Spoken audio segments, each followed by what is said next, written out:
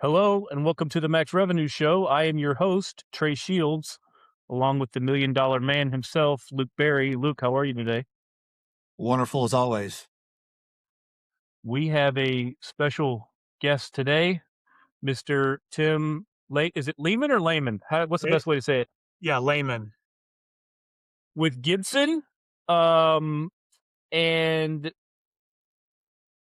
he basically gave me this brief little thing, and I'm just going to read this here because I prefer the raw unedited version over the like whatever, some fancy thing you get. It says, I sold a couple hundred K in 2 years at Aon right out of college, moved to Phoenix and built a $3 million book while growing the EB practice to Office of the Year there, moved back to Indiana, built another $3 million book. But I've been full-time CEO for the past 10 plus years, and I'm the team mascot these days. And then I'll leave out the rest. And so your tagline is great. It was like former bubble yum hustler turned CEO or something like that. Yeah. So we want to talk to you all things EB and what you're seeing as a leader from the top looking down, successful EB producers are doing, what you're seeing struggling EB producers doing, and what they can do differently. But before we do that, we've got to shout out here to the sponsor because they pay the bills. Insurance X Date, generate leads, win new business. Insurance X Date is where new business begins. Industry relevant data delivered on a software platform built for sales, not research. Identify and engage with prospects in minutes, keep track of your opportunities, and get production done. Whether you're a PNC guy or an EB guy, they got the data you need. Go check them out. There'll be a link in the show notes for a free trial. Can't thank Rob and the boys enough for sponsoring the show. Appreciate our partnership there. Great guys, great product. Appreciate y'all. All right, Mr. Tim, let's back up a little bit. And I want to just kind of get a less than 5 minute origin story of your background and then how you got into the insurance industry directly out of college. I mean, who the heck does that? Like, what's this launch pad look like for Mr. Tim? Well, guys, thanks for having me today too. I'm a longtime listener, first time caller here, so great to be on the show. So I actually tried to get in this business, in the sense that I was an insurance and risk management major in college. But with that in mind, about 30 years ago, I was one of 12 students nationally that got my junior year, and I got picked to go to the RIMS conference, the big one, and it was in Toronto that year. And we got to do some awesome networking. We had all of us kids had lunch with Pat Gallagher. We were all a lot younger then. I think Pat's dad was, or still alive, and so on. But one of those days, I was hanging around in the Marsh Hospitality Suite, and I looked around that room, and all I saw were commissions, cocktails, and entertaining clients. And I thought, all right, I want to be a broker. The only problem with all that was at Indiana State at the time, our insurance program was only like 10 years old. So they didn't have a very well developed career placement center, and certainly not getting anybody into being a broker right out of college like that. You had to go to underwriting or do something.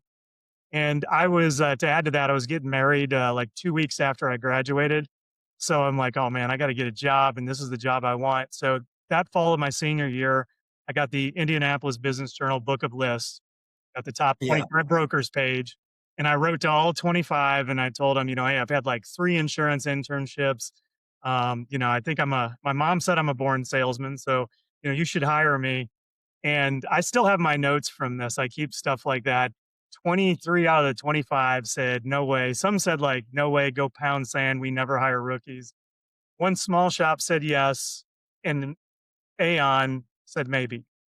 And Aon handled the university's insurance program. And I knew that. And so I went to the provost and I'm like, man, can you help a brother out there? So he called up the office head and said, "Gee, we've had this insurance program for like 10 years. We've got all these graduates. You've never hired one. This is a really good year for you to hire one. If, let's keep doing business together." So that worked, and Aon hired me, and I was able to start calling on stuff on day one. So it was a great lesson early on for me too. Of it's not that I had the merit to get the job there at Aon right out of school, but it's kind of one of those who things matters. And so I had my first kind of center of influence by having the provost call the office head up and help me land the job. That's awesome. That's so awesome. Do you feel like just I have a similar journey with that. Just I started in this industry as a junior in college, actually, and they gave me a phone and a cubicle to hit the ground running. But the more that I grow in the industry, I realize that a lot of people actually do take the corporate route or they go in the underwriting route, especially on the property and casualty side. You see that changing in the EB world where you have a lot of the guys that come in, it's not just necessarily a training ground, but they get in like you and I got in. We may have had a great mentor and just to help build us up, or do you see that industry really staying in the, "Hey, you're gonna go through as an account executive for a few years and then again progress." I mean, there's pros and cons to both, but what's your opinion on that? Yeah, I think it's twofold. So, quick answer is yeah, I see a lot of people in EB coming right out. We hire a ton of kids out of college. I mean, some of it is here in the Midwest. We've got some really some nice little schools with insurance programs.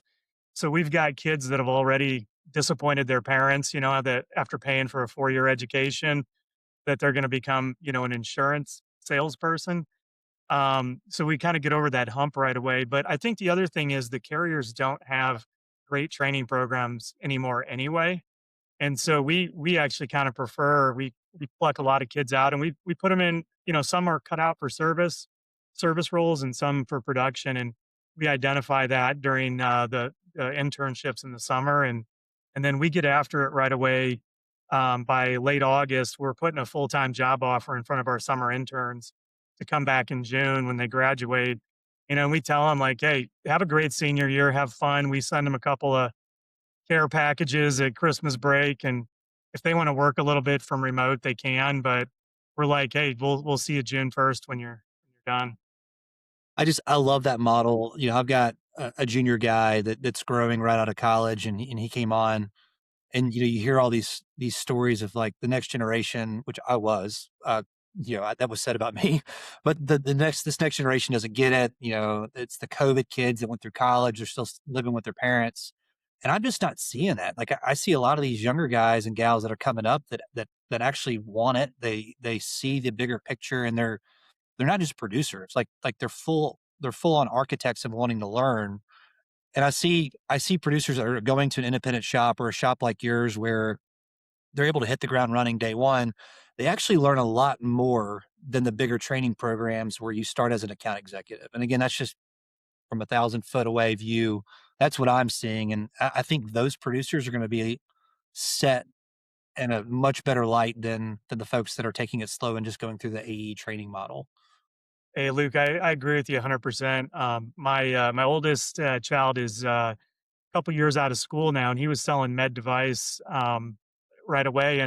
But in both cases, they had him like working remote, and he's just dying not being around people and learning, and also kind of realized that he was a glorified, maybe I call him the highest paid delivery service in Indiana. He's kind of like delivering some parts to a surgery and not really doing anything.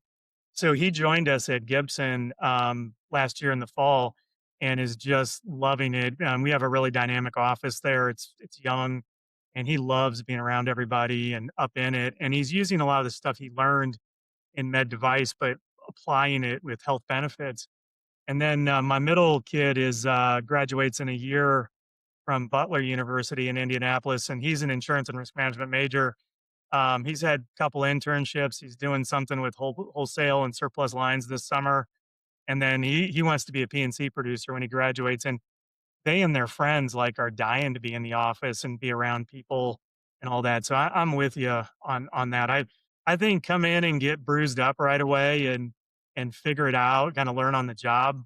I know all these other industries have learned how to scale and train differently, I guess, but ours is one of those that the, Yeah, uh, right. the OTJ stuff is still where it's at in our experience. Absolutely. And congrats on brainwashing your kids to get in the industry. I've got 4 daughters and I'm just trying to figure out which one might actually get the itch to come in, but my oldest is 7, so I've got I did a ways away. not, I didn't push either one of them. It was pretty crazy. In fact, when my oldest one wanted to come work for us, I got the call from our COO and he said, "Hey, I need to tell you something that's been going on that you would want to know. Jack's been talking to everybody and he wants to join."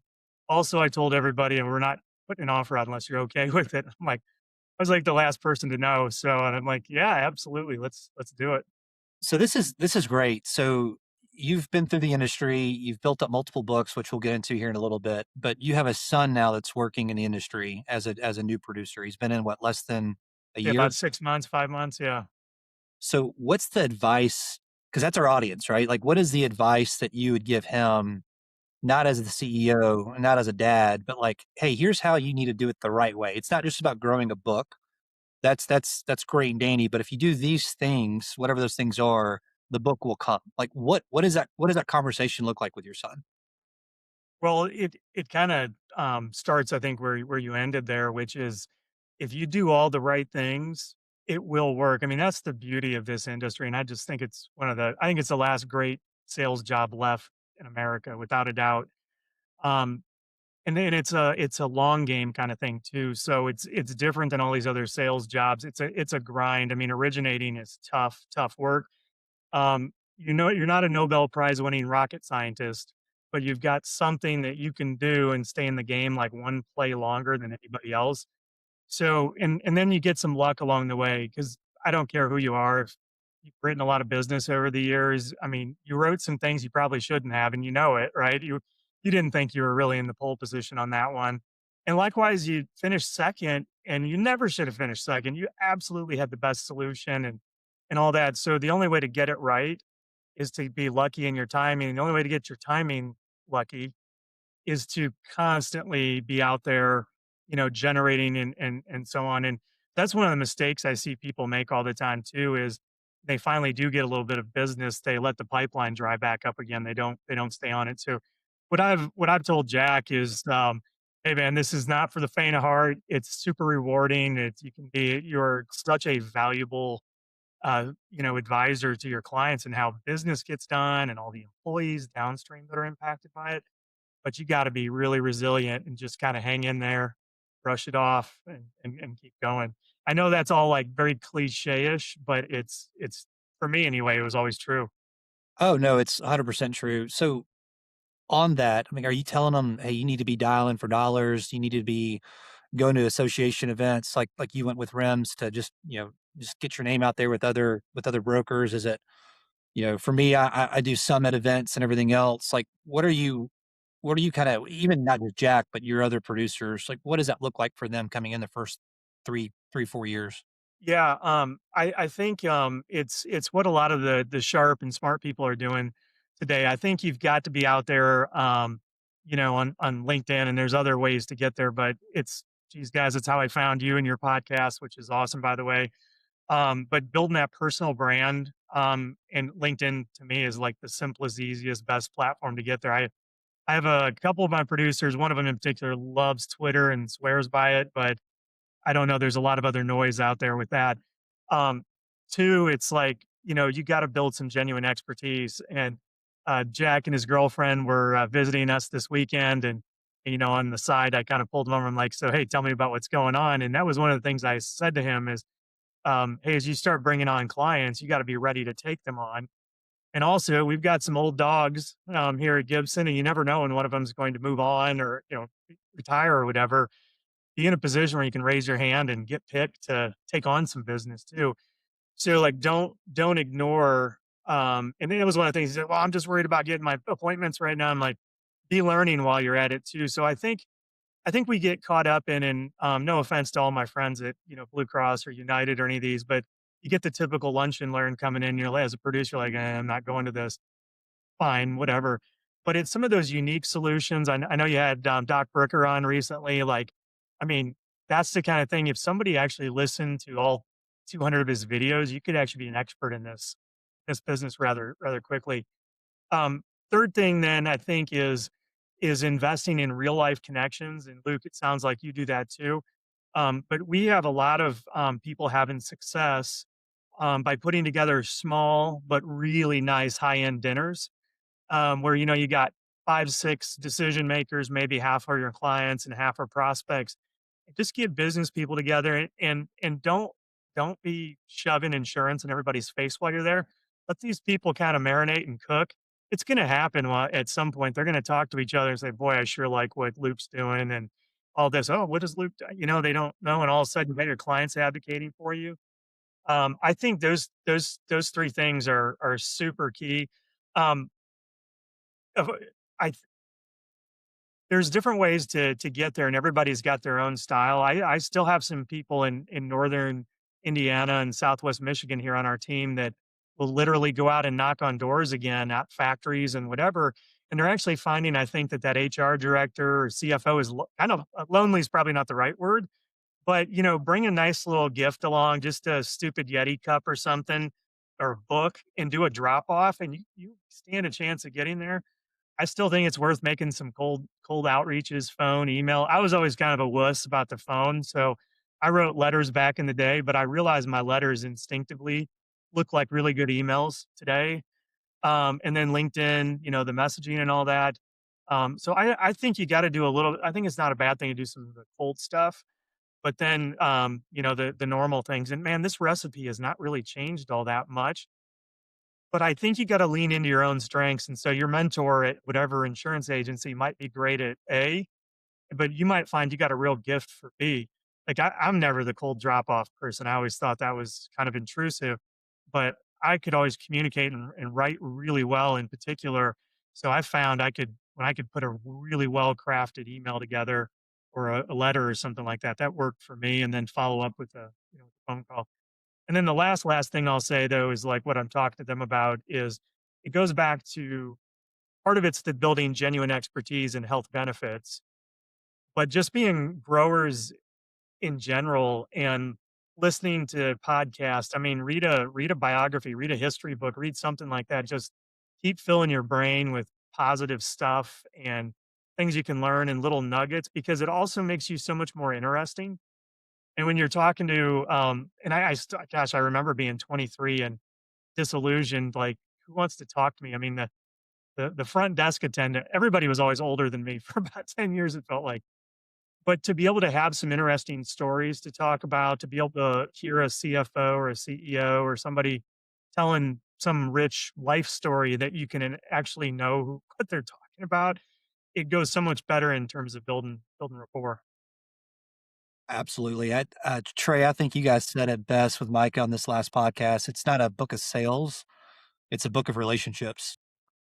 What he's also saying reminds me of what we just put up a pod with Houston Harris out of Texas, and he has this thing of like being a gatekeeper of resources. And so the gatekeeper of resources, it can be relationships, it can be literally like loss control, like your typical resources that you would hear at a big shop.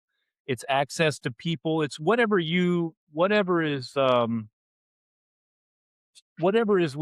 within your purview, whether it's people, resources, information, whatever it is, and like being the hub for that and like a spoken model. So that's not just you going out and asking what you can get from the insured.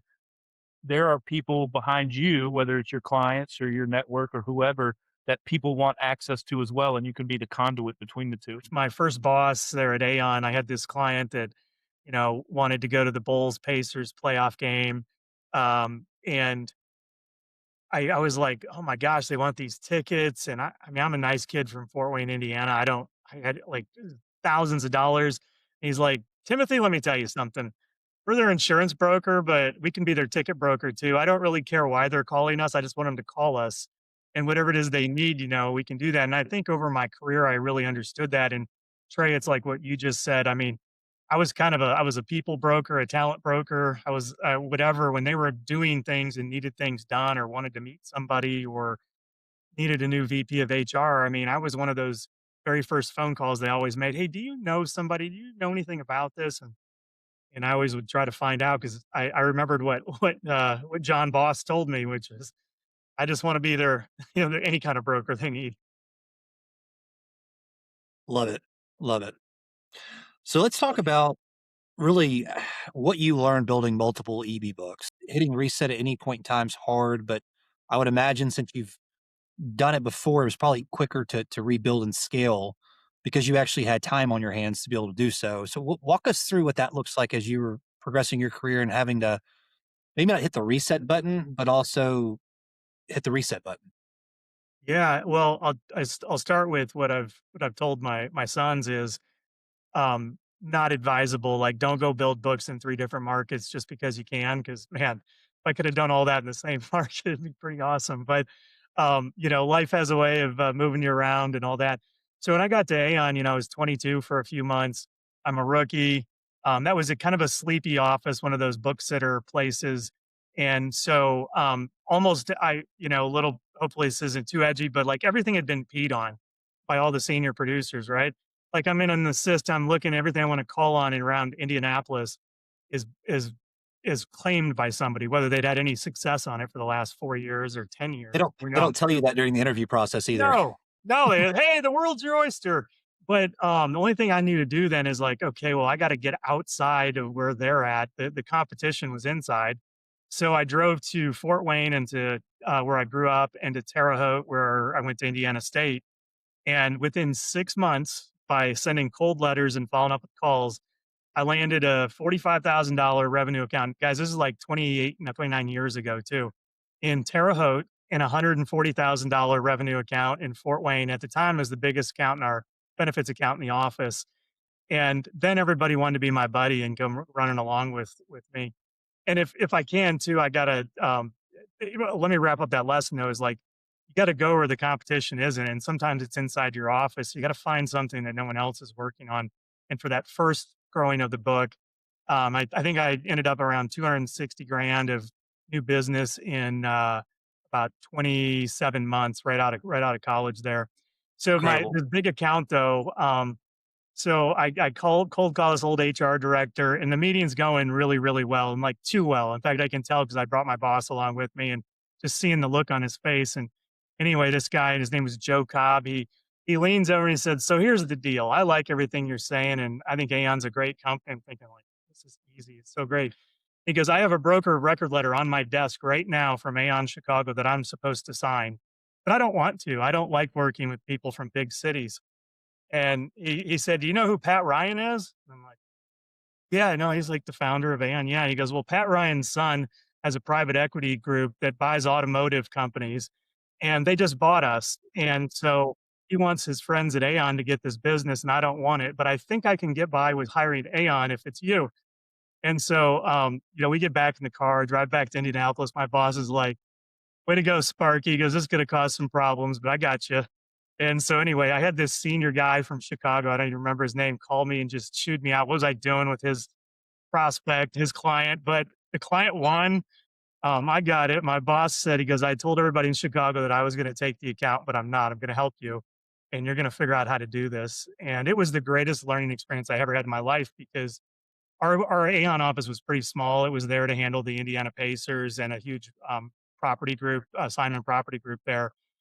And so we had centralized like marketing, quoting, placement, but we didn't have any client service at all. So I got the account. They had a union, they had a fully insured plan and a self-funded PPO. Like I had everything this petri dish to learn in, and I had to do all the work on the account too. So it was incredible, but it's still to this day like I I took an account from Pat Ryan's son's friend or something. It was weird. So a couple years into this, then my wife and I just wanted to live somewhere else. We decided Indiana was boring, and we ended up sight unseen. Had a friend to help me get out to Phoenix to Willis. And by the time I got there, I'd realized something that I think benefits producers' egos get in the way sometimes on this, or they don't know how to have the right relationship, or maybe the culture in their firm isn't any good. But more often than not, P&C producers are working with higher level, buyers, as in the CFO or the business owner, than HR than EB people are, who oftentimes get relegated to HR. Now I know HR has changed a lot, and there are a lot more real business leaders in that, but still, just the way it works. And so when I got to that shop, it, they had the EB producers were full of themselves. They had lots of big brand name accounts, huge books of business, and didn't hustle anymore, just sitting on their books, and kind of forgot who got them those accounts to begin with. So I'm all at 24, just turned 25 after I moved there. And I decided that I was going to serve the PNC producers like they were my client. Whatever they needed, I was going to do wherever they wanted me, whenever they wanted me there, at any hour of the day, whatever it took, I would go help them. And before long, and that office was an amazing sales machine back in the day. It's way different than it is now. But these guys were just smash mouth PNC producers. And before long, like the seven of them, like totally decided they liked me and started sending all their business my way. Few years later, like literally within a few years, like less than 4 years, I had built up a $3 million book of business. I was running the practice, the whole benefits practice, and all those same producers that were book sitters were reporting to me, and some didn't make it. And a kind of an offshoot of that whole story is another one of these kind of lucky moments. But because of that, one of the PNC guys strolled into my office. So I got there, let's say this was August of 1999, I started, and I actually sold $260,000 again, like in 3 months before the close of the year when I got there. And some of it was some easier referrals from them. I got one on my own. And then this PNC guy walks in, and he's like, "Hey, we do some reverse flow with the Montreal office, and I don't know if you can do this or not, but over in New Mexico, they just picked up this bus company in Roswell. It's like 2,000 employees, and they wrote employee benefits. These French Canadians did on the BOR line. So I guess we're getting the health benefits, and doesn't do anything for me. But can you work on this? Do you want this? I got it." So that was like 150 grand or something like that. I mean, I've just had some of these moments, but if I hadn't built that relationship, and he always told me, he goes, "Well, I didn't mind that you were young." He's like, I'd try to give those other people business, and they wouldn't get off their ass and do anything with it. And I knew you would hustle and do a good job. So that second book of building that and a massive one, and believe me, I sold a half that on my own. I went out and originated and found it. But I would give those PNC producers credit for at least half of it where, they helped me, and the other benefit I got because I was in all their meetings, would go to their renewal meetings, I would listen in, is I learned to copy all their kind of the bedside manner of some of the best producers there, so that when I got my own, I I handled tough situations the way they did because I learned from them. So, I think sometimes benefits producers, and I think frankly, though, I think EB producers are always kind of can be treated like second class citizens in a lot of agencies. Maybe it's deserved and maybe it's not. But if you set your ego aside for a little bit and go, humble yourself, there is a lot of referral business to be had. And also, boy, if you're an EB producer and you refer one or two things out to the PNC people, they think you're like, the second coming, and the pipeline just really opens up. So that was kind of those two. Yeah. And I'll pause on that. And I can tell you how I kind of put it all together at Gibson too. No, go ahead. Go ahead. Okay. Yeah. So coming to Gibson, I knew, and Luke, we were talking before the show started a little bit about you had a desire to get into leadership too. You knew you had this like calling for it. Um, I I I always thought I was a pretty good benefits consultant. I'd put myself up there with some of the best. And I was a pretty good salesperson too, but I really enjoyed the leadership thing. When my wife decided that we were going to move back to the Midwest, um, I come into Gibson. Part of that was to kind of have an audition by fixing the benefits department and growing it. And they let me know if I did that well within a year, I could be president and buy into the agency and all those kind of things. They had a succession issue coming. Um, so this time around, I just knew, first of all, I've done this in two markets now. I figured out what worked for me and what didn't. I took the best of all the other producers that I knew who were very successful and modified it to work for me and my style. And like, I got to do this thing differently. I cannot get bogged down like before because I want to be in a leadership role. I'd also figured out that being a player coach was going to be my ticket there because most agencies that ultimate leadership role doesn't really pay a whole lot. You still get paid off your book in many cases. So I needed to have a book and I needed time to lead. So I decided, I was going to do this thing smarter, faster, better, and I was going to play long ball on this thing and make it work. One of the quick sidebar tricks, though, was going back to the PNC producers in a way different manner this time, though.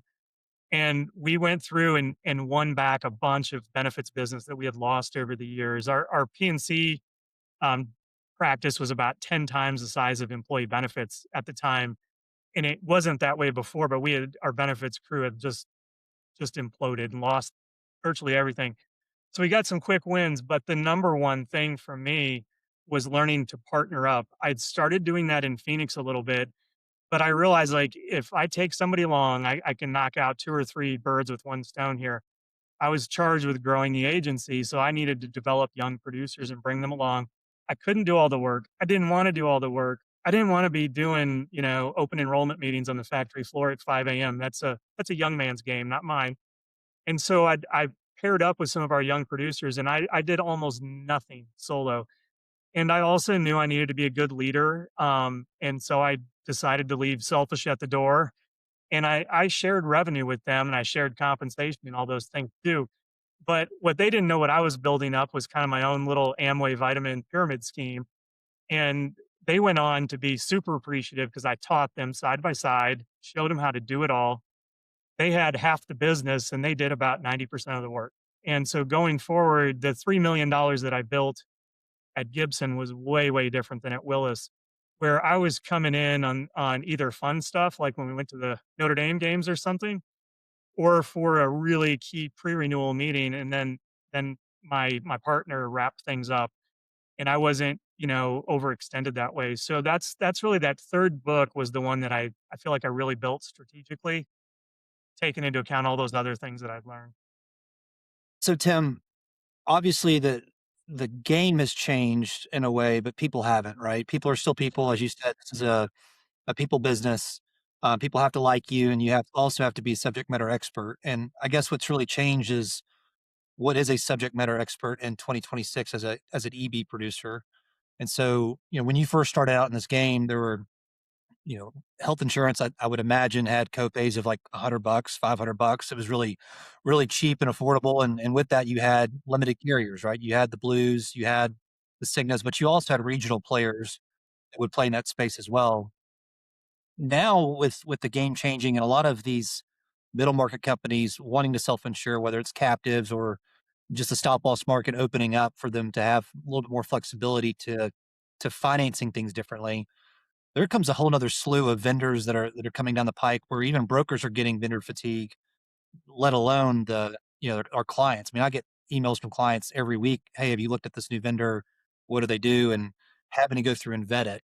And it's really hard to weed through that vendor stack to find what's the best in line for your client. So for your producers at your shop, knowing the game has changed, or even in the market, how are you helping them along with showing them a different risk financing strategy, right? For 100 life group, 500 life group, 2,000 life group that could never have been self insured in the first place, and then aligning them with cost containment or point solution partners or vendors that actually help benefit them, not just the carrier. Yeah, I understand where you're coming from on that. It was interesting when I was talking with the oldest one, and he's after they all came clean and told me he wanted to come work at Gibson.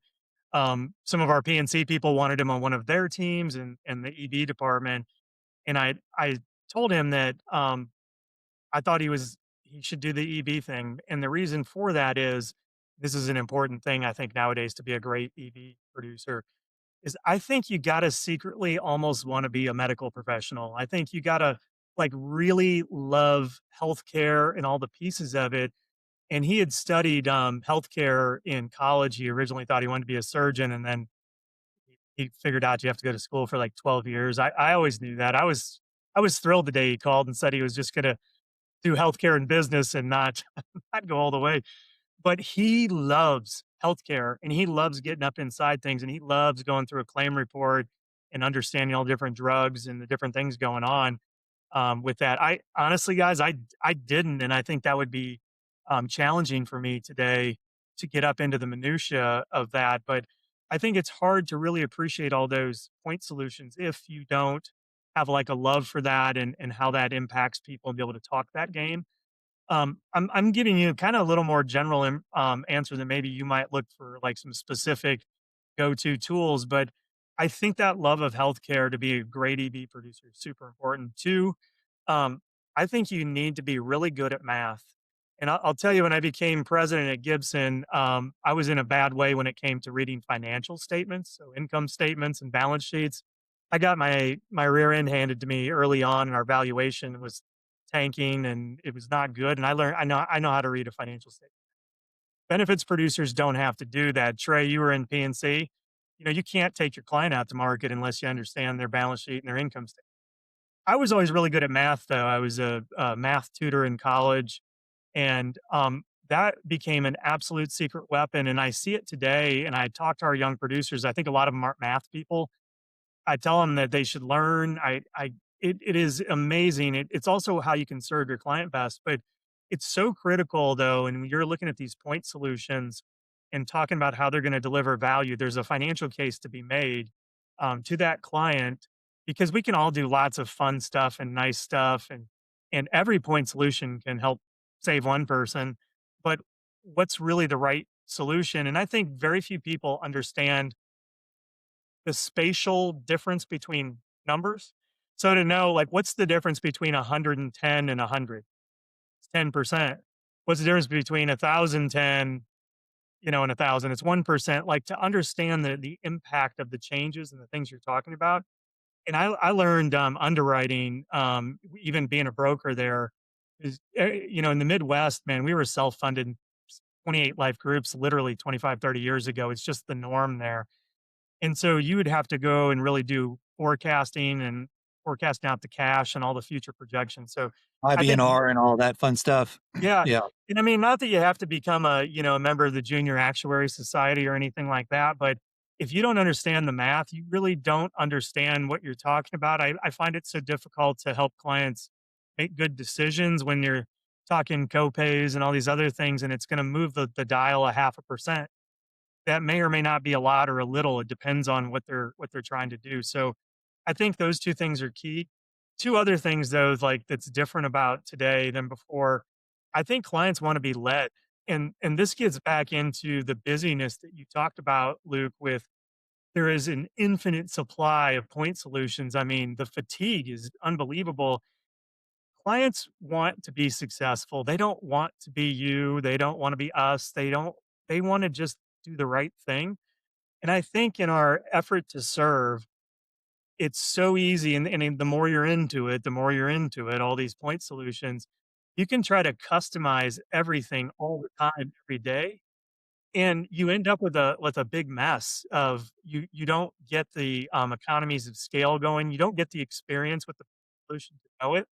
And so, get some confidence, and you believe in what you're telling your clients, tell more of them. And it doesn't mean you rubber stamp it all out with one of the big national carriers and a fully insured thing. I'm not talking about that. But when you know the partners that work well together, this TPA, this direct contracting solution, this drug solution, and it works, tell them. Tell them, no, I'm not going out and looking at 27 of these things. That's what you hired me to do. I know this already, and lead your client. They want to be led by you. Then the last thing is that you can't be on an island anymore. It can't be you and your trusty little assistant running around running a book of business. The collaboration that's necessary, the trust that you need to have so that you can rely on others. And I think, like, your podcast is a great example of, you guys have made a lot of friends in the industry through this. And I'm an abundant person. There's enough for everybody out there. So call somebody that you already know that's done the due diligence, get their advice, and then plug it in. But again, this collaboration that needs to occur, and this takes a lot of clarity, takes great communication, so that you're leading really internally at the agency too. You're leading with your service providers and your partners and all that. So some soft skills, some hard skills here, but I think a lot of those things are more critical, because there's always going to be a next great solution coming. But getting some of these systems and communicating and trust and leading and all that, then get some math in there too. So, Tim, I love this, and I want to dig into it a little bit more because I think this is the golden nugget here for a lot of the junior producers and even senior producers. You had mentioned understanding all the aspects of healthcare and becoming really a healthcare nerd, and I think a lot of folks get into production. All they see is, let's hit this quota, let's get this payday, And as we said before, if you do these other things right, the book will come and those things will add on in an abundant way. But really, I think, and I would love your opinion on this, when you said the second point about, hey, you've already hired me to do this, like I've already vetted all these point solutions out, really related with me because what I've had to learn is that I'm a consultant. So every one of these vendors or point solutions impacts healthcare in a very particular way, but there might be 10 point solutions that do all the exact same thing. And so what we've developed on our end for our younger guys is a framework. If you want a direct primary care option, here are 10. If you want a repricer or a direct contracting opportunity, here's 15 different options. If you want X, Y, and Z, sleep, it could be NICU babies, centers of excellence for cancer diagnosis, whatever it is. We have those vendor stacks, and it changes that conversation of saying, "Hey, here's 10 that we have. Here are the two that we'd recommend that we would partner with." And what I have found is it again leads the client. It changes that discussion, and ultimately, you're not really having to ever ask for a BOR or what have you. It's really that is the next step of, well, how do we work together to accomplish this? Are you seeing a lot of that change now in the industry as well for these younger producers that are coming up? Yeah, I feel so grateful that my first situation there at Aon, my boss, he told me like back in the day, Liberty Mutual did health insurance. I didn't know that, and they taught him how to do field underwriting. So you'd walk into a factory, and you would have these factors and this math and chicken scratch on the literally in the back of napkin. He, you know, taught me all that. He also taught me that there was no way we were never going to quote. So even even for me, like 27, 8 years ago, I never quote. I always went for the broker record letter route, which is a longer sales process, but a much healthier one because they trust you that way. So for us, it's just second nature. It's what we always have done and do, and I do think that's absolutely changing. And especially with employee benefits, I know it's a little different with property and casualty. There are regional carriers that may not honor somebody's contract, so you can't quite say this way. But in health benefits, are you kidding me? And my analogy always was, look, you got to pick a jockey and a horse, and if the horses are all the carriers and solution providers, I'm in the jockey role. I'm going to ride the horse. Pick your rider first. Otherwise, if you don't, you cannot guarantee that you'll have the best rider, the best jockey, and the best horse unless you do them one at a time here. And then let me go do what I do, and I'll show you other things, so it's not just take my word for it. But yeah, trust me, and let's focus on the most important stuff and not spend weeks on end deciding, which musculoskeletal solution is the right one. Not that that's not really important, but we got like what, 10 of these decisions to Yeah. make? Yeah. And more importantly, let's get your executive team and leaders prepared for the change management that's coming because frankly, again, I can get pretty good gas mileage in a Accord or a Camry. They're both pretty sharp, they're fine, they're good. We just need to teach people how to drive. And so we got this new solution. That's where we need to put our effort Yeah. into is this training and education and change management and not get so caught up in every little nook and cranny of a vendor solution. I've said this once, if I've not said it 1,000 times, you cannot deliver A-level strategies to a C-level player in HR or in the C-suite. You just can't. That's one way to quickly get fired is to say, "Hey, here are the keys to the Ferrari," when they need a Camry. And, a year and a half later, you realize, "Well, how the heck did we wreck this?" And it's because they didn't know how to drive stick. As So, we added to our ideal client profile sentence, the back end of it is for performance oriented clients. And we talk about that all the time because if they're not in it for the long haul and they don't want to be a great company, we're probably not going to, do well. Now, I have a few of my P&C horses that have turned bad buyers into good buyers, but I don't see it a whole lot out there. agreed. Agreed. Trey, did you have something you wanted to add?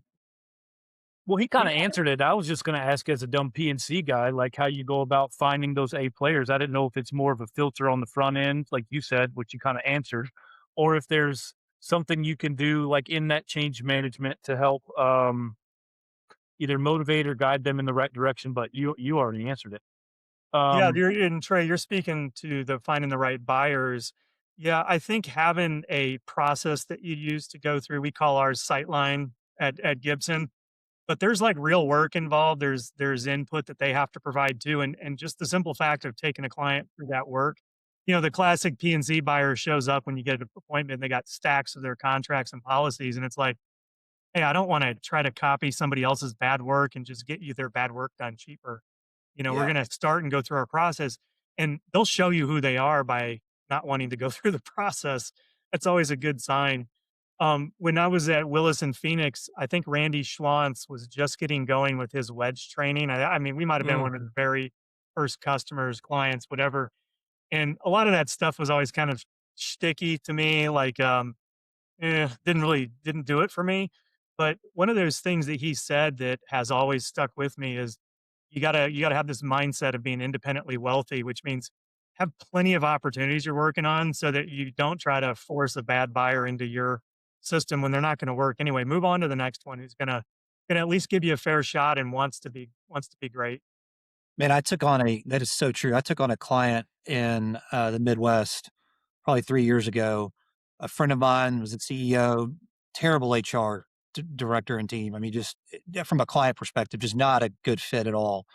And we did a lot of work, direct contracting, the whole 9 yards. And I looked up and I realized that I was spending one of our EB practice leaders came in. He's like, "Hey man, like you're helping run the firm, you're helping train the new guys, you're also managing the book, but you're spending like 40 hours a week on reports for this client and because it's custom and they don't get it. Like you're just not communicating well." And we inevitably just left and my time freed up for us to be able to grow to gain 5 or 6 more other clients in that area just because we let that client go. And that was probably one of the most valuable lessons I've learned in my senior season of going through this business. And so I could not agree more with that. Yeah, those bad clients will just kill you over time. They just suck up so much in the way of resources and And your team. angst and make your Sundays terrible, and just, yeah, your team and everything. And it starts sending bad messages to your team too. Like, do you really put us first? Do you really care about us the most? Because you let me get abused by these people, all the time. And it's not worth it. So much easier said when you have the confidence and you have the bigger book and everything's rolling versus you're fighting for your life. But man, if new young producers can get that figured out early and just take on, you know, better above average clients, man, they'll do so much better. Yeah, I mean, act with humility and then also act like you've already got $1 million book. Right. Right on. Yeah. So I'm just going training. to mention, you mentioned something about Sightline, kind of y'all's branded process. I'm not asking you for the juicy details, but can you just kind of walk me from lily pad to lily pad, what your kind of sales process looks like, this process? Yeah. So we have something we call an executive briefing, and we label it that so that it's more than you kind of casually met somebody for coffee, but it's an exchange of ideas and seeing if there is some workability together. Like we'll work pretty well with this potential buyer.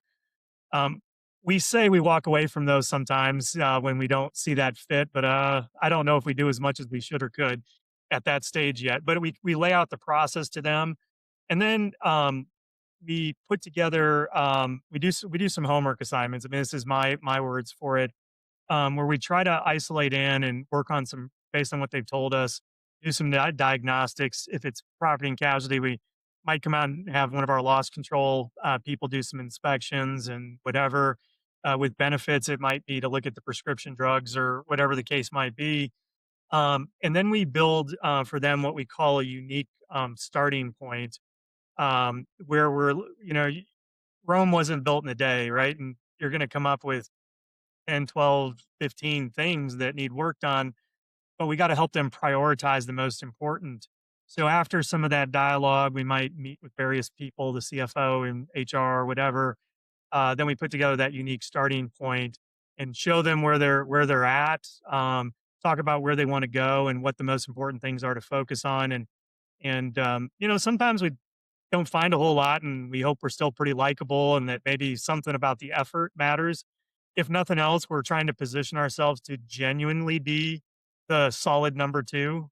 Like, just make one phone call when number one stubs their toe. And hey, we've sat in the number one chair for a long time, right? At some point, number one's going to have a bad month or a bad week or a bad day. So you get there, but hopefully it generates some action and activity. And we're trusting, we've given them a lot of free information. Some of them decide to hire us and move on. Some of them want to hire us and tell us it's got to wait. Some of them take our stuff and give it to somebody else, but we found we're never really too worried about that. Most of them aren't going to, most of the people that have gone this far in the process and gone the distance, they can give it to their people and it might delay our hiring a year, but they're not going to be able to do what we do and know how to do it and know which levers to pull, know the point solutions, whatever. And then we move on to hiring on that. So that's kind of the basics on that. Love it. Love it. Yeah. I mean, it's always coming down to execution, and very few Right. people in the industry can execute. Well, I think in benefits so much. Again, these, this. I feel like the 100-year-old man sometimes when I'm talking to my oldest son about this stuff. But um, you know, benefits and especially you can make a great living even in that 50 to 100 employee space, and maybe you can get less jiggy with it at that size. But so much of what HR people deal with is just a horrible process, and they might still eat the same, you know what, kind of sandwich, even with you. But at least you can tell them it's coming. You can give them early warning. You can plan everything out. You can run enrollment meetings and do all the administration. You can make sure that navigators hooked up perfectly well, and you can promise them that, hey, at least with me, I may not be able to blunt all the bad news you're going to get all the time, but you're going to get it sooner. You're going to know how to deal with it. You're going to do everything you possibly can. You're going to be able to show your CEO you looked under every single rock, and you're going to have a nice Thanksgiving for like the first time in your life, because we're not going to be doing enrollment in on December 22nd and blowing up all your holidays. And I mean, it's amazing. It's also that's kind of that pathetic still in employee benefits that if you can just run the logistics better than anybody else without even impacting the results of the financial results, you can be highly successful. And geez, oh my goodness, what if you can actually bend the curve a little bit too along the way? I mean, you can be an absolute hero. We have a saying we've adopted for our family, and it's not. I didn't come up with it at all. One of the coaches recently passed a few years ago by the name of Tim Kite. He really championed this, but it's E plus R equals O, and it's events plus your response determines your outcome. And you can have a pre-planned response in a positive manner or a below line response. And so, what we tell our team is like, look, there's not a single thing in employee benefits that we cannot have a pre-planned response for. So, if the event happens, let's not act surprised. We've already planned this. Let's get ahead of it. And sometimes the hardest conversations you can have with a client or a prospect develop lifelong relationships. And so, again, I'm just huge on management of expectations, delivering bad news quick, with that pre-planned response to get ahead of that event. I just Yeah, think it's crucial for your personal life too, and your right on. professional life. Yeah, I love that. But I'm going to put you on the spot here. I would be respectful of your time. We're coming up close. Is there any is there one or two guys inside of Gibson that are EB guys that I need to talk to? Or they can be outside of Gibson. I just this is how we perpetuate it. You have like two names that I can put you on the spot for that I need to talk to. They have to have a large book of business.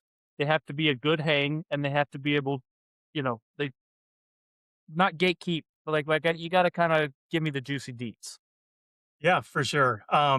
Yeah, and I mean, I can give you, I'll give you the names. I'll email them to you too, Okay, and that's then fine. let you guys can decide on. I'll tell you a little bit about them and stuff, and do that. Yeah, we have some people that are really great up in the point solutions, doing amazing work. Also have an absolute horse of a benefits producer in Arizona too that I think you guys would have a lot of fun talking to. He's just an absolute sales machine, and I got a great point solution person I'm thinking of too. So. What are you seeing the market for, or how are you seeing where EB producers need to adapt from a market perspective? So, your point solution guy, your sales guy, where are they having to adapt in their time management from a day to day perspective? Are they coming in on a Sunday and are not coming in the office, but are they sitting down on a Sunday and mapping out their week, or Mondays set aside for one thing and every day has its own theme or rhythm? Or is it just kind of, I talked to some senior producers and they're like, we just show up to the office and just try to figure it out. I'm not a big fan of that, but I like the structure. What are you seeing? Yeah, I've had to learn the PNC business over the years, and I'm glad I did, and I think I've got a really good handle on it. The producers internally, my partners were always giving me such a bad time. I didn't know anything, and the benefits is different. I'm like, oh my gosh, you guys killing me here. What I've found over the years too, and so I'm going to hit this high level and then tighten back up. Is property and casualty is like if you've ever had a benefits client where you have a really large, complex group life and disability program where you might have unions and you might have all kinds of crazy contractual things. Those things are super messy. You don't really have a lot of activity going on, but man, when you have that terrible LTD claim and it's, you know, a somebody making $500,000 a year, it's a law firm, it's whatever. I mean, those are tough and messy. That's what a PNC person's life is. And we can pretty much control that market, right? If you go out to the right handful of carriers, you can drive the market, coach the market on a group life and disability program. You place insurance, might even get a rate guarantee for a few years and so on. So the stakes are really high when the problem happens, but problems aren't happening a whole lot. So this is where, getting to your point, there is so much going on in benefits that PNC leaders and producers don't understand what benefits producers are going through. In EB, it's like this ongoing low grade and insurgency, like this low grade war going on constantly. It's not going to take the company down at any moment in time necessarily, but these pinpricks that continue day in and day out, every time, look at all these complex solutions we've built to get the financial piece to where it needs to be that are so ripe for a problem to occur based on either user error or how we set it up or just a bad day for all the vendors involved, whatever it is. And it's always the wrong person and the wrong dependent that it happened to. And it's just messy. So benefits, it never goes away. And that's why I think very few agency leaders come from benefits producers don't often end up being agency CEOs either because they can't run their book and lead at the same time because there's constant action and activity going. You can't just turn your book over to your trusty, right hand who's been with you for 100 years and they handle all the renewals and stuff, which, getting to your question, has become so much more complex today with all the things you need to know and keep up on. Luke, you mentioned your clients sending you new solutions they've heard of every day. And I know I said, "Hey, lead them, tell them to trust you," but you gotta put a little effort in with that too, and you might have vetted 10 and they found the 11th one, you know? So it's super tough on that. So what I think this again gets back to life skills and organization, all these kind of things. So I think first off, it's deciding what you're committing to, and I don't have a problem wherever people land in life, whatever they want. I just want them to be intentional about picking that spot and then feel great about being in the spot they're in because I can show anybody their book of business and their paycheck and all that. And it is an exact reflection of who they are and what they've done and the inputs that they put into it. Amen. So when you're committing, for me, work, family, and friends were the things. I'm setting aside people, faith or whatever, but like the things that take up a lot of time there, and I'd found it difficult. I couldn't keep up on all 3 of them, and I was never gonna let my family was not gonna suffer, and I wanted to be great, so work and family were it, and that came at the expense of a lot of my outside friendships and relationships, and, looking back now, I don't love that, but I made the choice to do it, and I built my friendships internally. I was gonna be with all these people anyway. I hired cool people that I wanted to hang out with because it was gonna kinda overlap. So, I think that commitment is really real and deciding what you're willing to the price you're willing to pay and what you're willing to give up, with that. I think you've had some past guests that have talked about what they sacrificed and gave up because, I don't know, maybe you're Superman out there, but I worked really hard. I'm really, really efficient, and I couldn't do it. I had something I had to give. 2, getting ruthlessly organized. Now, I love it when some of my peer partners were about the same age. I'm 51. Will sometimes tell me, I don't know if you could hack it today, boss. It's a whole lot different. I don't know if you could pull it off. And I'm like, oh, guys, I'd run circles around you guys. I'm so much smarter now. I know how to do this, and we like giving each other a bad time. But honestly, with AI and with the ability to record meetings, if your client's okay with it, get all those transcripts dropped in to be able to keep notes and assign out tasks. There are so many digital things that are great. A second part of getting organized, and I don't think most people have the guts or they're too cheap to do this. But the power of a real executive assistant of some kind that you maybe have to go to your agency owner and again, what game are you playing? Like I wanted to have like the biggest book. I wanted to have multi-million dollar book. So give up, $80,000, 100,000 of your own comp, tell your agency owner you'll pay for it, make the sacrifice. Yes, that feels like a lot, but if you had like an EA helping support, book all your meetings, coordinate your clients, kind of like a little mini chief of staff, the force amplifier that that can be. And I didn't understand and appreciate that till I actually got into executive leadership and had that opportunity. And I can't imagine life now without having my EA and just everything. So I think could be a hidden weapon that people are too cheap, won't spend the money, can't even fathom putting their own money investing in themselves that way. I think it'd be huge. And then the third thing is this teaming up approach. I mean, what besides anything else of like, you know, two people are the power of 1 + 1 is way more than two, all those kind of things. It's just a lot more fun to do things with somebody else, you know?